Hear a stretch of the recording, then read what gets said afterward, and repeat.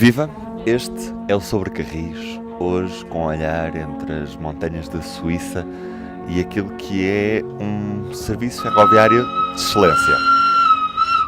Estamos a ouvir o silvar típico do maquinista aqui da Ferrovia Rética, um operador ferroviário que presta serviço num dos cantões da Suíça, neste caso o cantão que fica mais a sudeste.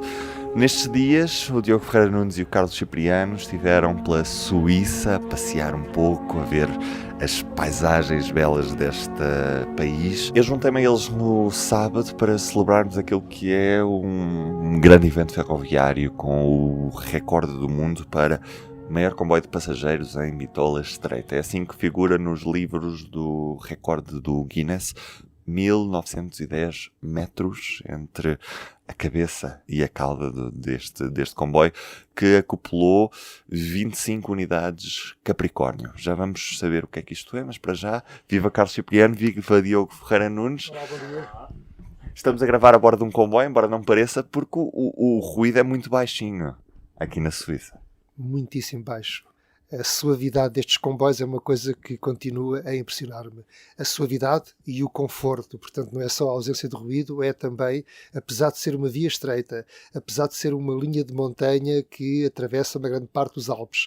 E já agora esta empresa, a Ferrovia Rética, 30% da sua rede está a mais de 1500 metros de altura e, portanto, é impressionante ver a sinuosidade destas linhas.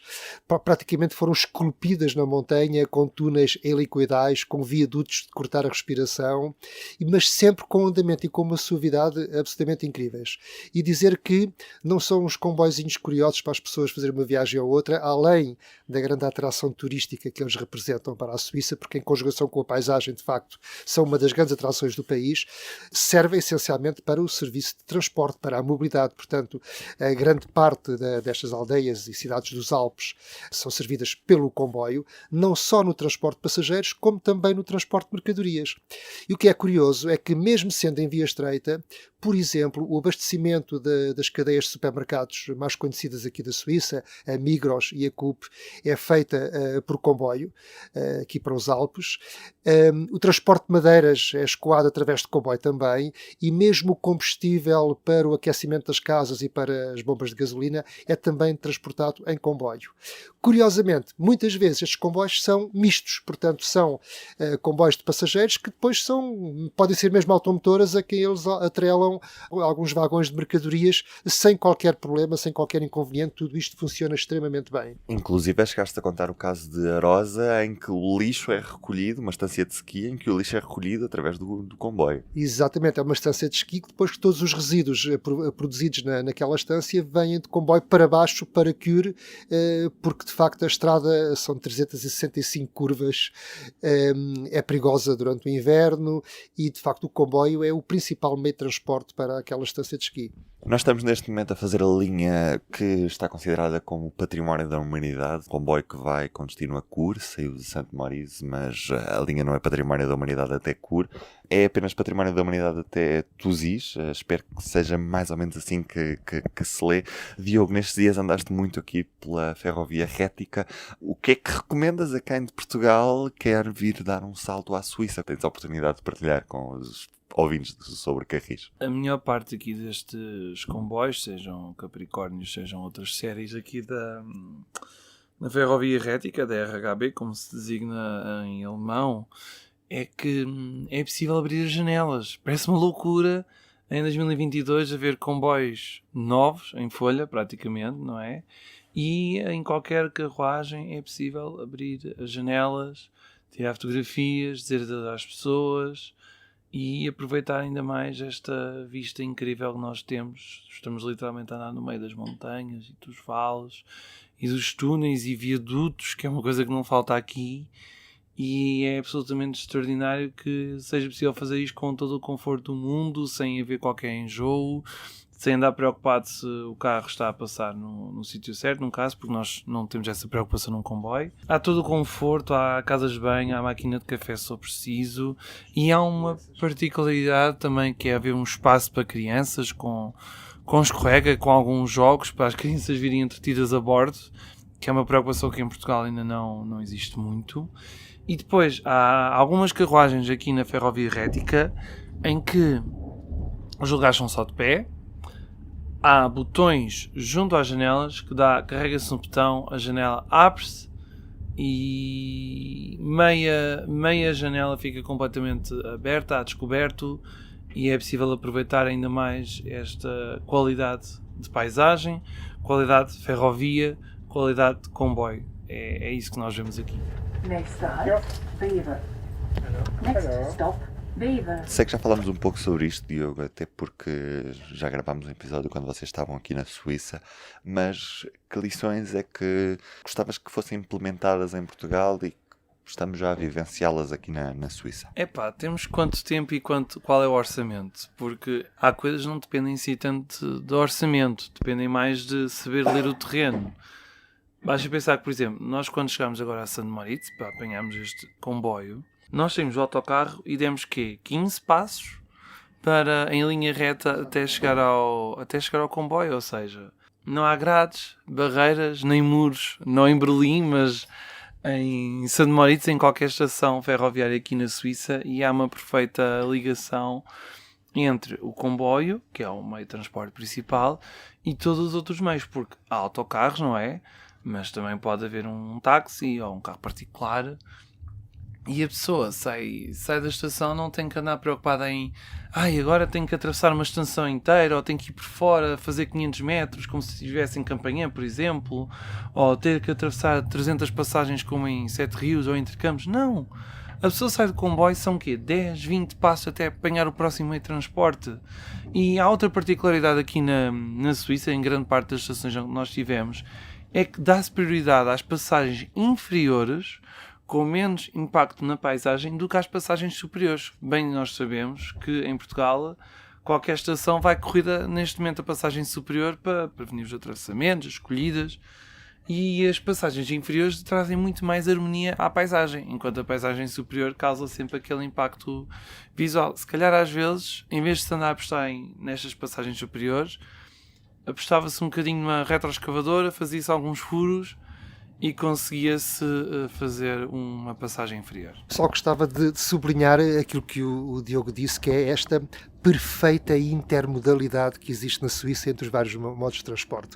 A começar, de facto, como referiste, pela simplicidade e harmonia das estações, em que estão todas abertas, pode-se aceder de vários lados, não há grades, não há muros, não há nada, e portanto o autocarro estaciona ao lado do comboio, se necessário, se for à beira de um lago, há logo um ferry também do outro lado, e circula-se extremamente bem, mas com uma simplicidade incrível. Quer dizer, as estações são todas abertas, seja as estações nas cidades, seja qualquer pequena estação numa aldeiazinha dos Alpes, são perfeitamente abertas, perfeitamente harmoniosas, e entra-se e sai-se dos comboios com a maior das facilidades.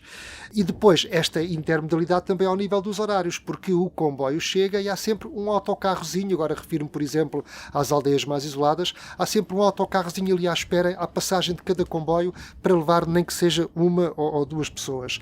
É certo que os caminhos de ferro suíços, seja esta empresa Ferrovia Rética, que é 95% de capitais públicos entre o Governo Federal e os cantões e os municípios, não é? É verdade que, grosso modo, na Suíça, 50% dos custos do caminho de ferro são subsidiados. Mas também há estudos que provam que cada franco suíço investido na ferrovia traz um grande retorno para a sociedade. E, portanto, os suíços não regateiam dinheiro na hora de investir e dar robustez ao sistema ferroviário. Aliás, eu acho que os gestores ferroviários portugueses deveriam ser obrigados a fazer um estágio na Suíça.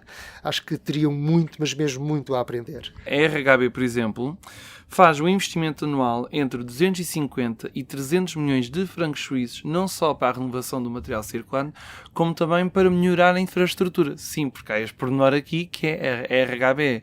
Não só põe o comboio, como gera a linha do comboio. Coisa que em Portugal, como nós sabemos, não é bem assim que funciona. E o próprio Renato Fasciati, o CEO da Ferrovia Rética, numa conversa que tivemos ontem ao jantar, explicava-me que para ele seria inconcebível estar dependente de um gestor de infraestrutura para poder tomar decisões sobre investimentos. Isto porque, segundo ele, só faz sentido ter tudo integrado verticalmente. Eles têm a manutenção, têm o investimento, têm o transporte de passageiros, têm o transporte de mercadorias, está tudo perfeitamente integrado, e só assim para eles é que faz sentido explorar uma rede ferroviária. Já agora, acrescentar também um complemento àquilo que eu disse sobre os gestores ferroviários deviam ser obrigados a fazer um estágio na Suíça. É curioso porque há uns anos atrás a CP encomendou a um consultor suíço, o Stoller, que era bastante conhecido no meio, um estudo sobre os horários para a CP em Portugal. E era um estudo bastante bem feito, que obviamente punha todas as linhas em contacto uma com as outras, o tal conceito que o engenheiro Eduardo Zucca já falava aqui num dos últimos episódios, mas esse estudo ficou guardado numa gaveta, talvez na calçada do Duque.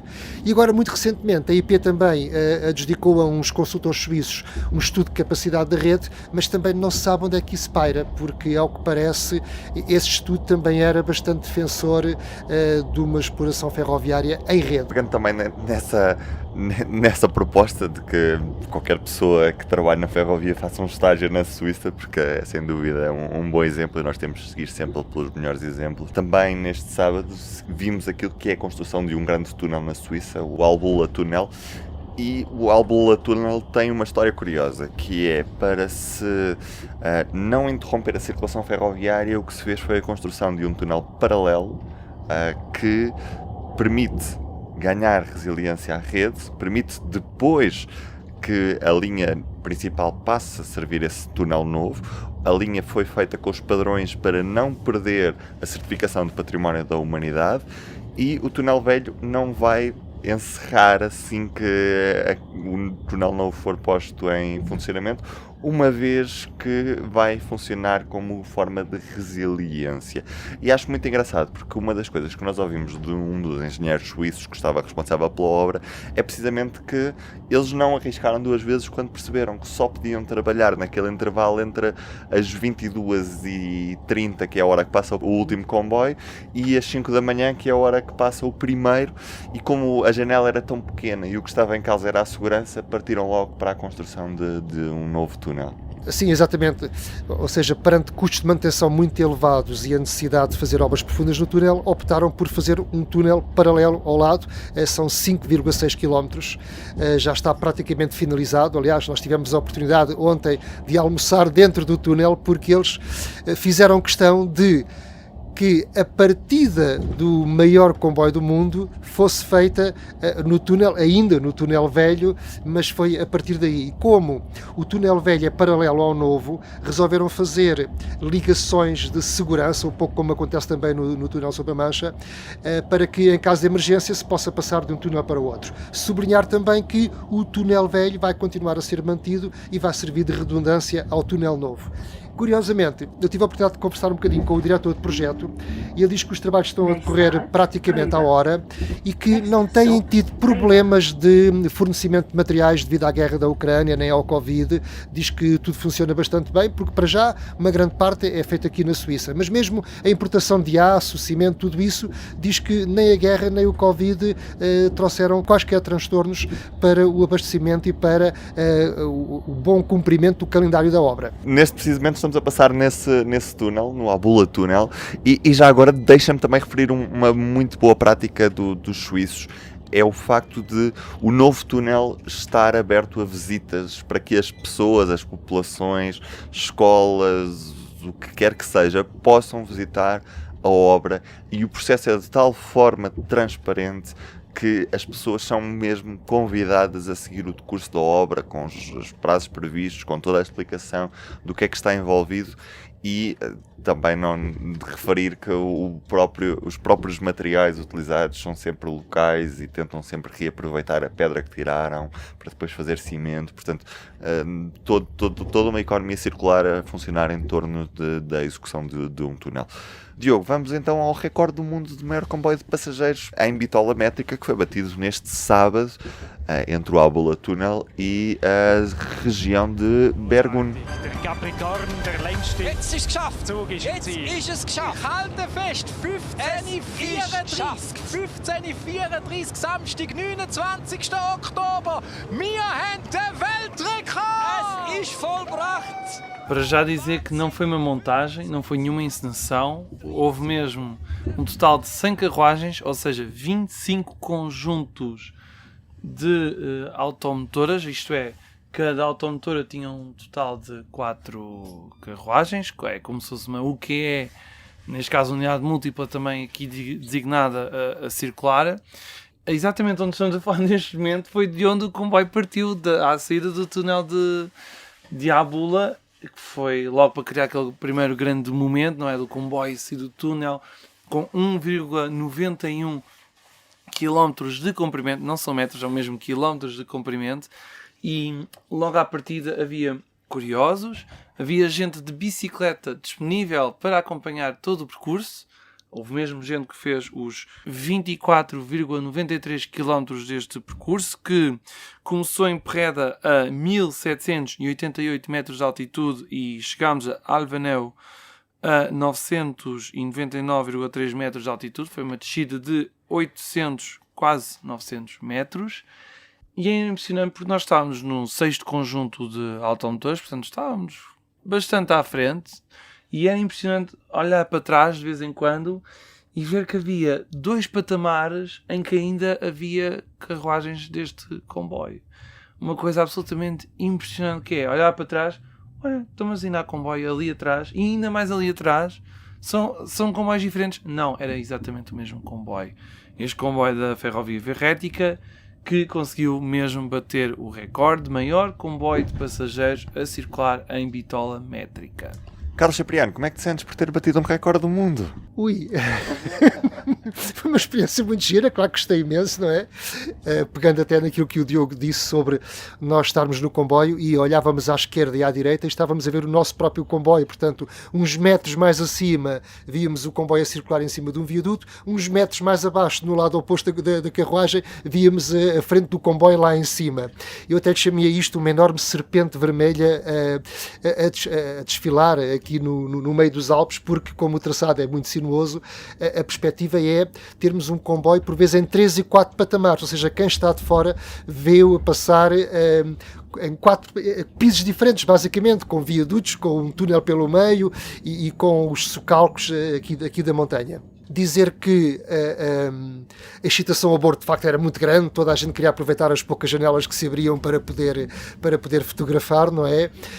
Mas de facto era uma grande excitação, mas também partilhada por quem estava do lado de fora, porque havia pessoas de bicicleta, havia muita gente ao longo das colinas a fotografar o comboio, mas também já agora referi que isto foi um grande desafio para a Ferrovia Rética, embora tenha sido uma operação de propaganda, claramente, sem dúvida nenhuma, foi querer chamar a atenção para este caminho de ferro, porque o administrador entendeu que tinham perdido muitos passageiros, verificou que tinham perdido muitos passageiros com a Covid e agora, para que haja uma recuperação forte, ele quis fazer este grande golpe publicitário, digamos assim. Mas é merecido, porque isto de facto teve desafios muito grandes. Um deles é como é que se vão acoplar 25 automotoras, UQEs, são cada Capricórnio, que é uma das novas unidades que eles estão a comprar, só está previsto o software que possam estar acopladas 4 unidades, portanto 16 veículos. E então tiveram que pedir à Stadler, que é o fabricante, para alterar o software para que fosse possível estarem acopladas 25 automotoras.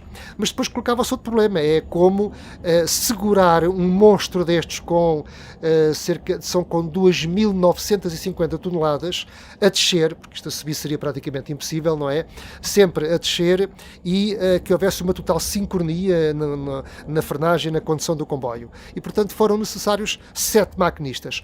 Um à frente, acompanhado de um inspetor, de um chefe, e depois os outros 6 comboios distribuídos ao longo da composição para que, no momento certo e em perfeita sincronia, pudessem dar pontos, tirar pontos, frenar, para que a viagem se fizesse perfeitamente alinhada.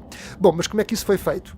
O problema é que nem através do sistema de telecomunicações do comboio, nem através da rede de telemóvel, seria possível comunicar entre eles, porque há túneis pelo meio, aqui nos vales, nos Alpes, nem sempre há rede, 22 túneis, nem tão poucos quilómetros, e a solução encontrada foi recorrer à tecnologia analógica e, curiosamente, a um sistema que nós vimos dos filmes da Primeira Guerra Mundial, que foram telefones militares, em que o telefone é instalado ao longo da composição, com 2 cabos, um a servir de redundância ao outro, cabos analógicos, fios, espalhados ao longo destes 2 km, não é?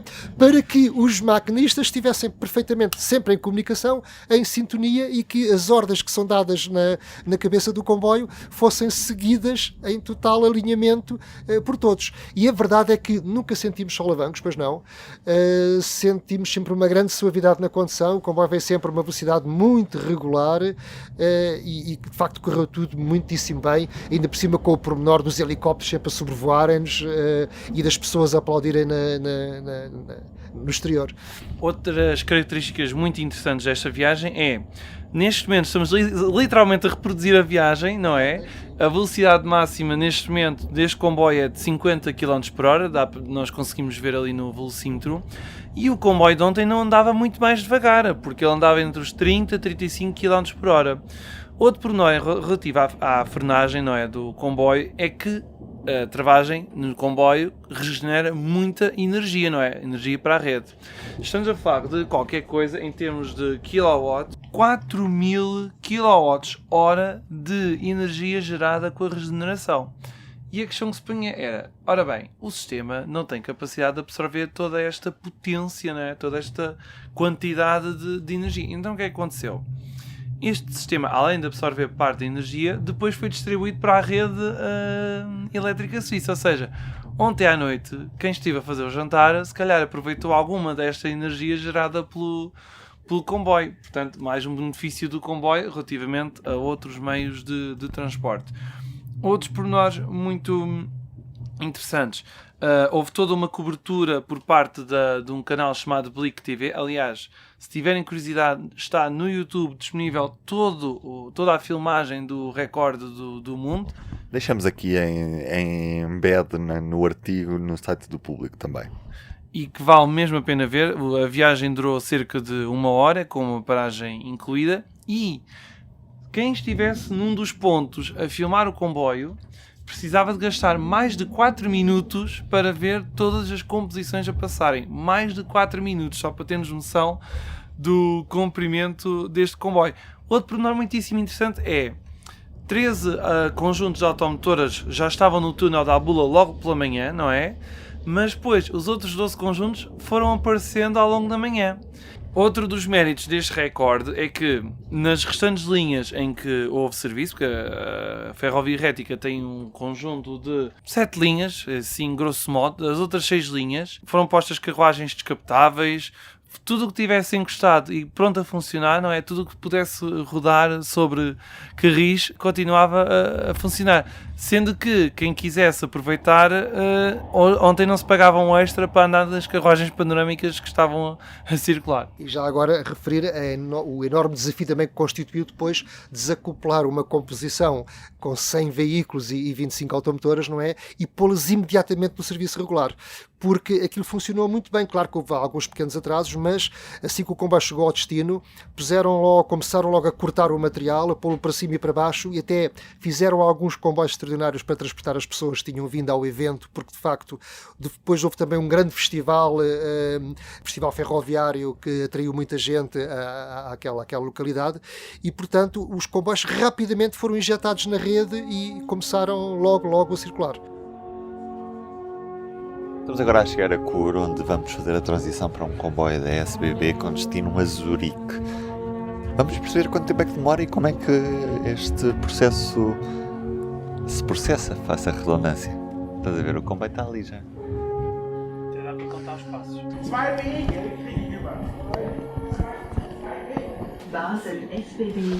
Diogo, quantos passos foram? Bem, em rigor, 21 passos. E o comboio sai daqui a quantos minutos? Sai daqui a, ora, são 9:05 no relógio de Carlos Cipriano, portanto saímos aqui a 3 minutos. Demorámos que 5, 10 segundos a fazer esta mudança de comboio. E assim, a ferrovia na Suíça. Estamos a chegar a Zurique, já num comboio da SBB, que praticamente opera em todo o território suíço. Carlos, o que é que tens a dizer sobre este último trecho de viagem, que estamos no Intercidades com destino a Basileia, mas que vamos sair em Zurique? Sim, estamos quase a chegar. Bom, como sempre, é um Intercidades também muito confortável. É uma composição com 2 andares. Sublinho que é de facto muito confortável e com uma suavidade de andamento impressionante. É um comboio que não é muito rápido, até agora não passamos os 140 km/h, não tem reserva de lugar, mas há montes de lugares livres. Porquê? Porque há uma elevada frequência, as pessoas podem apanhar este comboio a qualquer momento porque sabem que têm sempre lugar e, portanto, não há este bloqueio da reserva de lugar, pode-se comprar o bilhete, entra-se no comboio a qualquer hora e faz-se a viagem sem qualquer problema. Não me canso de sublinhar mais uma vez aquilo que nos foi dado a observar durante este percurso, que é a intermodalidade. É perfeita, os autocarros estão nas estações mesmo ao lado das plataformas à espera dos passageiros e a trazer os passageiros, e mesmo aqui dentro do comboio há painéis com a indicação à chegada de cada estação, da saída dos comboios para outras linhas e respectivos horários, e também dos autocarros e das plataformas onde os autocarros se encontram. Isto é informação a bordo, algo que já existe na aviação há muito tempo e que agora também vemos nos comboios. Destacar também que o Intercidades tem obviamente um serviço de restaurante. A esta hora da manhã há muita gente a tomar o pequeno almoço e há uma grande animação no restaurante do comboio, e mesmo os comboios regionais, mesmo a ferrovia rética de via estreita, há algumas linhas que têm carruagem-restaurante para os percursos mais turísticos, e outras têm máquinas de vending, e até alguns comboios em que é o próprio revisor que serve os cafés e algumas sandes aos passageiros. Volto a dizer, esta experiência de comboio com paisagens absolutamente fantásticas é uma mistura explosiva, no bom sentido, para experienciar a viagem de comboio. E, ao haver restauração, é mais um motivo, digamos, para tornar a experiência muito mais agradável. Daí que eles investam também muito na restauração sobre carris. Diogo, eu sei que tu gostaste tanto da suavidade deste comboio que, entretanto, já fechaste os olhos. Ai, desculpem, é que eu estava aqui a dormir um bocado e então... Não é que... É impressionante. Isto é tão suave, parece um tapete, não é? A pessoa encosta-se aqui no banco e fica quase a levitar de tão confortável que isto é. Não há um abanão, a garrafa de água pode ficar em cima da mesa a viagem inteira. E enquanto nós passamos aqui temos este lago lindíssimo à nossa direita. É mágico isto, é toda uma experiência que quem puder um dia venha experimentar, porque é de sonho. Fica feito o convite. O Sobre Carris esteve nesta semana pela Suíça, a convite do Turismo da Suíça. Eu sou o Ruben Martins e, como sempre, tenho comigo Carlos Cipriano e Diogo Ferreira Nunes. Até ao próximo episódio. Auf Wiedersehen! O público fica no ouvido.